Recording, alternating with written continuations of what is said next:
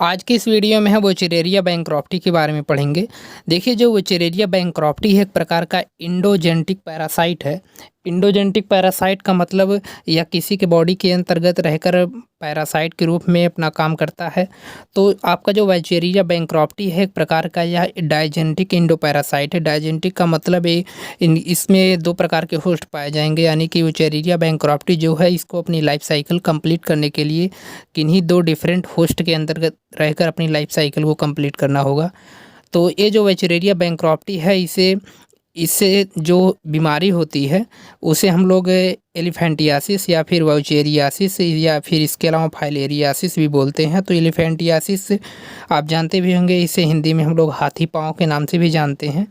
तो इसमें होता क्या है कि जो पैर रहते हैं या फिर जो टेस्टिस का एरिया रहता है उसमें बहुत ज़्यादा स्वेलिंग आ जाती है, पैर बिल्कुल खंभे की तरीके से हो जाता है। इसके अलावा और भी पैरासाइट हमने आपको पिछले वीडियोज में बताया था, जैसे जियार्डिया, और इसके अलावा हमने और एक वीडियोज में हमने आपको ट्रपैनोसोमा के बारे में अच्छे से हमने आपको बताया था।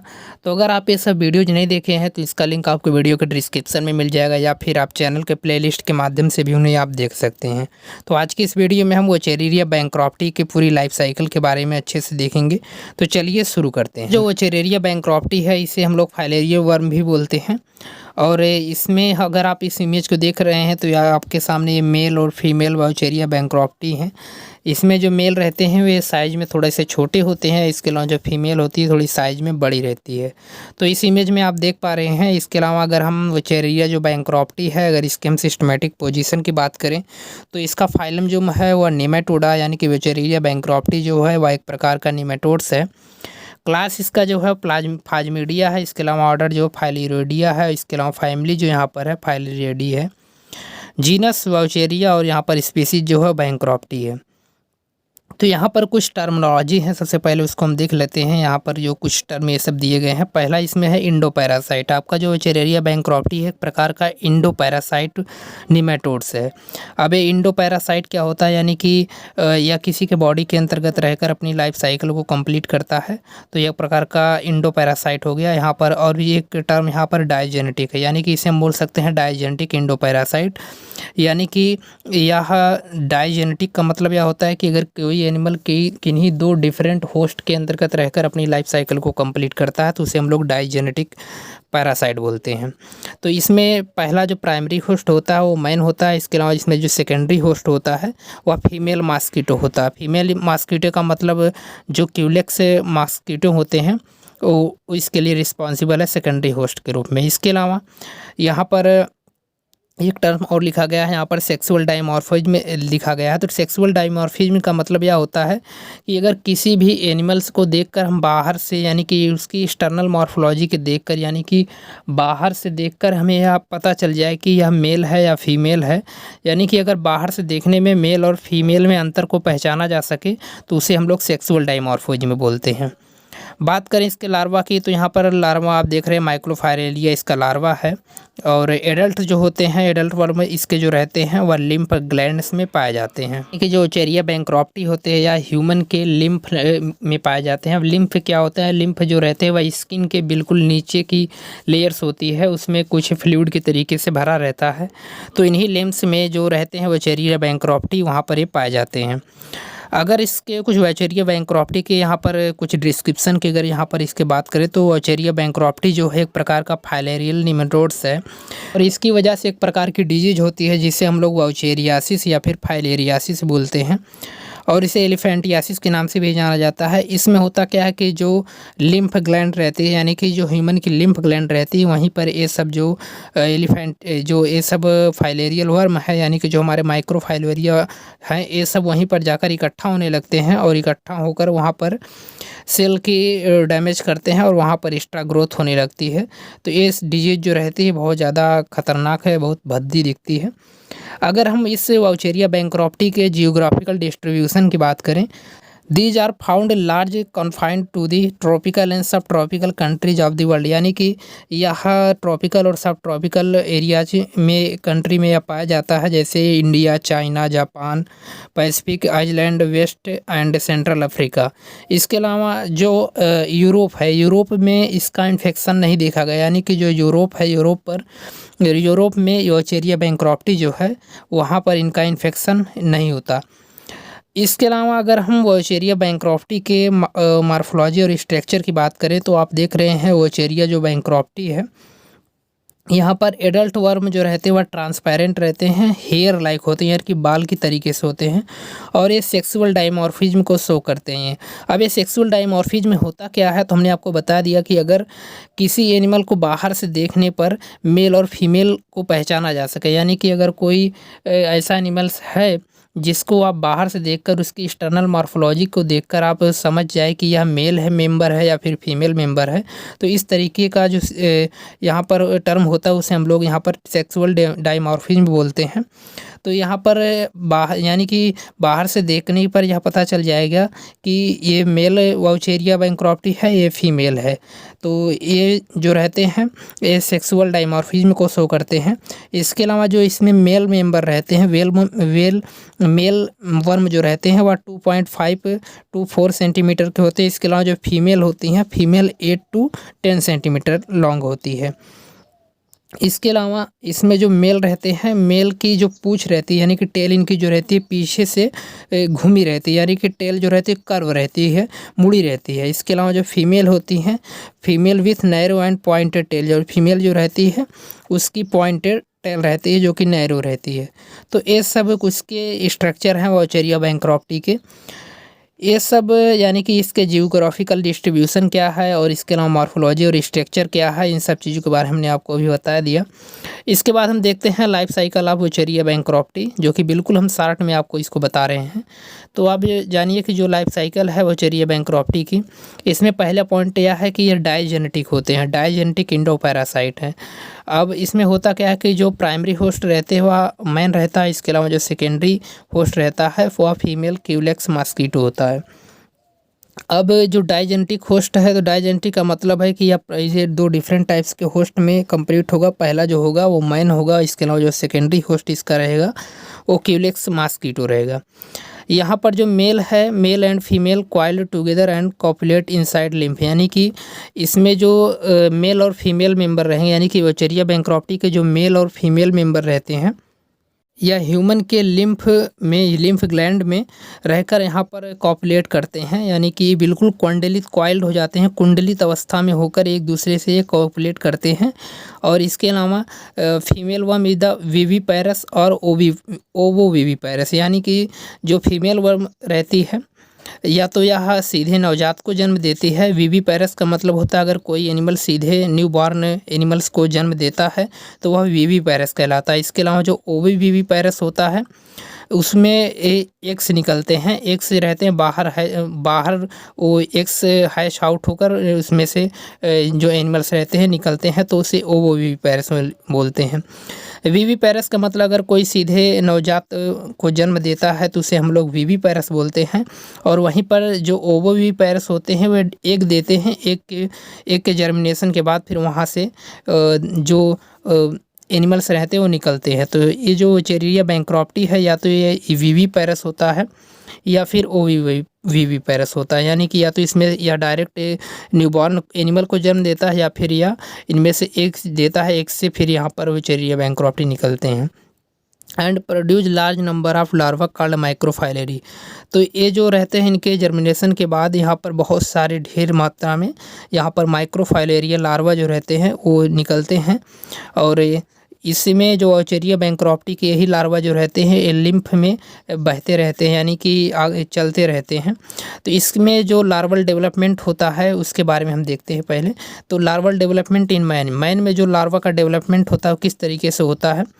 Microfilaria burn very immature stage, microfilaria जो रहते हैं वह बिल्कुल इमेच्योर स्टेज में यहाँ पर इनका जन्म होता है। And the microfilaria long transparent colourless with many layered body covering, यानी कि इन जो माइक्रोफाइलेरिया होते हैं जो कि जो वोचेरिया बैंक्रॉप्टी के जो मेंबर रहते हैं जो कि लार्वा को देते हैं उसे लोग माइक्रोफाइलेरिया लार्वा बोलते हैं।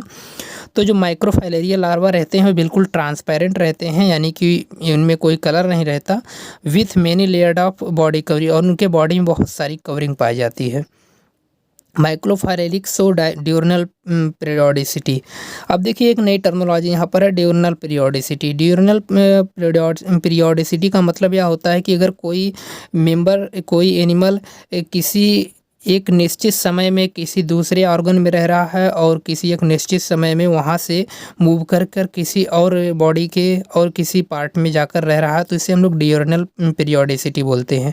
तो ये जो आपका माइक्रो फाइलेरिया रहता है, at mid night they remain in blood, यानी कि रात के समय में यह ब्लड में रहता है। वेसल नियर द स्किन, यानी कि रात के समय में यह बिल्कुल स्किन के नीचे वाले ब्लड वेसल्स में आकर ये इकट्ठा हो जाते हैं। और लेकिन दिन के समय में क्या करते हैं, दिन के समय में यह डीप स्किन वेसल्स और लंग्स, यानी कि यह दिन के समय में एकदम बिल्कुल डीप स्किन के अंदर चले जाएंगे या फिर ये लंग्स में चले जाते हैं। अब इसमें रीज़न क्या है कि जो ये रात के समय में बिल्कुल स्किन के एकदम निचली वाली सतह में आकर रहते हैं। तो यहाँ पर होता क्या है कि जब ये इस स्किन के बिल्कुल निचली वाली सतह में आकर रहते हैं, तो यहाँ से जब कोई फीमेल क्यूलेक्स मॉस्किटो जो रहती है या फिर एनाफिलिस जो भी मॉस्किटो रहेगी, इसको आकर जब इसकी एक इन्फेक्टेड ह्यूमन को जब आकर ये ब्लड को इसके सक करेगी, तो जैसे ही यह ब्लड को सक करेगी, इनमें से जो माइक्रोफाइलेरी रहेंगे उसके स्टमक में चले जाएंगे और स्टमक में जाकर फिर वहाँ से फिर मॉस्किटो के अंतर्गत इन माइक्रोफाइलेरी का डेवलपमेंट होगा। अगर यहाँ पर देखेंगे, अगर जो माइक्रोफाइलेरी है, माइक्रोफाइलेरी अगर मॉस्किटो के द्वारा सक नहीं किया जाता, यानी कि अगर मॉस्किटो के द्वारा ये जो माइक्रोफाइलेरी है इसको सक नहीं किया जाता, तो ये ह्यूमन के बॉडी में रहकर इनकी मृत्यु हो जाती है, यानी कि ये डेथ कर जाते हैं। लेकिन अगर वहीं पर ये जो मॉस्किटो के द्वारा अगर सक कर लिया जाता है इन माइक्रोफाइलेरी के, तो यहाँ से फिर मॉस्किटो के स्टमक में चले जाते हैं। फिर वहाँ पर उनका डेवलपमेंट जो रहता है वह मॉस्किटो के स्टमक में होता है। तो यहाँ पर है larval development in mosquito. Mosquito के अंतर्गत इस लार्वा का डेवलपमेंट कैसे होता है? Due to nocturnal habit microfilariae sucked by a mosquito and reach up to their stomach. Nocturnal habit की वजह से जो माइक्रोफाइलेरी रहते हैं वह मॉस्किटो के द्वारा सक कर लिए जाते हैं, और जैसे ही सक किए जाएंगे तो ये माइक्रोफाइलेरी जो रहेंगे वे मॉस्किटो के स्टमक में चले जाएंगे और वहाँ पर उनका डेवलपमेंट स्टार्ट हो जाएगा। तो body sheath shed off and up to 10 to 11 day of infection in mosquito, यानी कि इसमें 10 से 11 दिन के बाद जो मॉस्किटो सक किया है किसी माइक्रोफाइलेरी को, तो यहाँ पर होगा कि 10 से 11 दिन के बाद उसकी बॉडी की जो शीथ रहेगी वे ऑफ हो जाएगी और इसमें मेटामॉर्फोसिस होगा, तो ये थोड़ा सा मैच्योर हो जाएगा। They fully grain in third stage, यानी कि फर्स्ट स्टेज में थोड़ा सा अपनी शीथ को या हटाएगा और इसके अलावा सेकेंड स्टेज में थोड़ा और मैच्योर होगा, यानी कि पहली स्टेज दूसरी स्टेज भी जाकर ये पहले अच्छे अपने आप को अच्छे से एडल्ट के फॉर्म में कर लेगा, यानी कि अच्छे से अपने आप को मैच्योर कर लेगा। उसके बाद जब इसकी थर्ड स्टेज आएगी, third stage the fully grown and rich third stage, जब ये माइक्रोफाइलेरी अपनी थर्ड स्टेज में आ जाएगा, तो यहाँ पर करेगा क्या, इन्फेक्टिव टू मैन, इसके बाद यह मैन को इन्फेक्ट कर देगा। यानी कि जब इसकी थर्ड स्टेज कंप्लीट हो जाएगी उसके बाद अगर ये मॉस्किटो किसी ह्यूमन को बाइट करेगा, यानी कि ह्यूमन के ब्लड को जब सक करेगा, तो जैसे ही यह सक करेगा तो ये माइक्रोफाइलेरी जो रहेगा वह ह्यूमन के बॉडी में एंट्री ले लेगा और वहाँ से फिर अपना साइकिल जो रहेगा आगे बढ़ा देगा। तो वहाँ से होगा क्या कि ह्यूमन के अंदर ये जो माइक्रोफाइलेरी है वो एंट्री ले लेंगे और वहाँ से फिर अपनी लिम्फ में जाएंगे, लिम्फ से फिर अपना ये ब्लड में इसी तरीके से अपनी लाइफ साइकिल को कंप्लीट करते रहेंगे। Now larva remain in labium of mosquito, और उसके बाद ये जो रहेगा लार्वा जो रहेगा वह मॉस्किटो के ल्यूबियम में आ जाएगा। उसके बाद इन्फेक्शन ऑफ न्यू होस्ट, हमने आपको बताया कि ये इसके बाद फिर नए ह्यूमन को इन्फेक्शन करना स्टार्ट कर देंगे।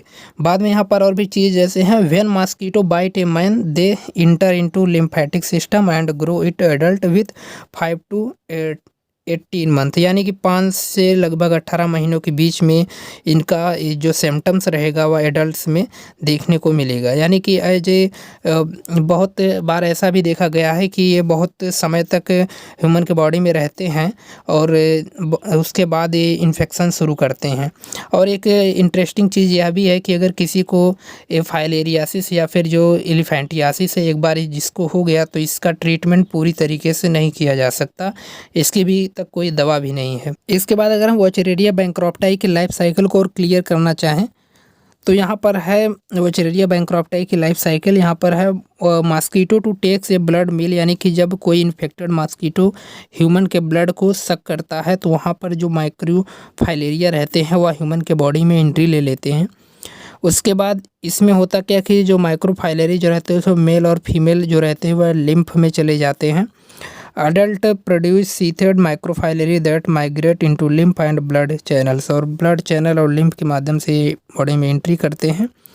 And mosquito takes a blood meal, उसके बाद फिर कोई मॉस्किटो यहाँ पर ब्लड को सक करता है तो ये जो माइक्रोफाइलेरिया रहते हैं वही माइक्रोफाइलेरिया जो रहते हैं वह मॉस्किटो के स्टमक वाले रीजन यानी कि मिड गट में जाकर थोरेसिक वाले मसल्स में वहाँ पर जाकर अपना डेवलपमेंट स्टार्ट कर देते हैं। वहाँ पर पहली स्टेज कंप्लीट करते हैं, उसके बाद दूसरी स्टेज कंप्लीट करते हैं यानी कि फर्स्ट लार्वल स्टेज कंप्लीट करते हैं, सेकंड लार्वल स्टेज कंप्लीट, यानी कि फाइनली जब ये थर्ड स्टेज लार्वा में अच्छे से मैच्योर हो जाते हैं तो फिर ये पूरी तरीके से तैयार हो जाते हैं इन्फेक्शन करने के लिए। उसके बाद वही मॉस्किटो जब किसी हेल्दी पर्सन को बाइट करता है तो वहाँ से फिर इनका इन्फेक्शन उस व्यक्ति में चला जाता है। तो इस तरीके से वोचेरेरिया बैंक्रॉप्टाई की लाइफ साइकिल जो है वो अच्छे से चलती है।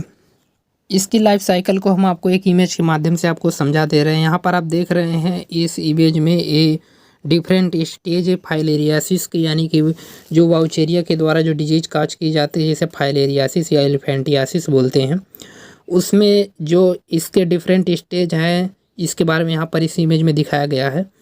तो यहाँ पर पहले होता क्या कि मॉस्किटो जो रहता है वह किसी को इन्फेक्टेड करता है। यहाँ पर देखिए ब्लड को या सक कर रहा है। उसके बाद यहाँ पर वाउचेरिया जो रहते हैं वह एंट्री ले लेते हैं। ये देखिए मेल मेंबर और फीमेल मेंबर दोनों रहते हैं जो कि बॉडी के अंतर्गत किसी ह्यूमन के जब एंट्री ले लेंगे उसके बाद फिर ये कॉपुलेट करेंगे, यानी कि लिम्फ ग्लैंड में जाकर ये कॉपुलेट करेंगे। उसके बाद यहाँ से इनकी स्टेज जो रहती है वह आगे बढ़ती रहेगी। तो ये सब कुछ स्टेजेज हैं जो कि एक ह्यूमन के अंतर्गत इनकी इन्फेक्शन को प्रदर्शित कर रहे हैं। तो इनको आप चाहें तो आप बना भी सकते हैं। इसके अलावा इस इमेज में आप देख रहे हैं ये बिल्कुल पैर पूरी तरीके से फाइलेरिया या फिर एलिफेंटियासिस से पूरा एकदम इन्फेक्टेड है और यहाँ पर ये जो पैर है बिल्कुल भद्दा दिख रहा है और साथ ही साथ बिल्कुल खंभे की तरह दिख रहा है। तो ये इसमें जो वाउचेरिया हैं मेल फीमेल मेंबर अपने यहाँ पर बहुत अच्छी तरीके से इन्फेक्शन कर चुके हैं। ये सब स्टेजेज हैं, आप इन्हें चाहे तो आप बना भी सकते हैं। वोचेरेरिया बैंक्रॉप्टी के लाइफ साइकिल के बाद हम देखते हैं कि वोचेरेरिया बैंक्रॉप्टी अगर किसी के बॉडी में एंट्री लेते हैं तो सबसे पहले सिम्टम्स किस तरीके के सिम्टम्स को ये प्रदर्शित करते हैं। तो यहाँ पर देखिए अगर हम सिम्टम्स की बात करें तो यहाँ पर इनिशियल स्टेज में ये होता क्या है कि अगर किसी को वोचेरेरिया बैंक्रॉप्टी का अभी जल्दी इन्फेक्शन हुआ तो उसको पहले फीवर आएगा, हेडेक आएगा और थोड़ा मेंटल डिप्रेशन होगा।